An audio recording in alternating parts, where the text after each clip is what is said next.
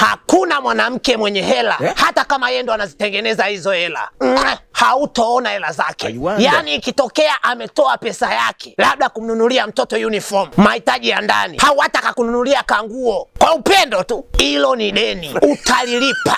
Na utajua umelilipaje, utalilipa. Wewe ulizani ukimruhusu akafanye kazi majukumu yako yatapungua? Majukumu yatabaki pale pale ya kuitunza hiyo familia, yatabaki mikononi mwako. Pesa yake haikuhusu.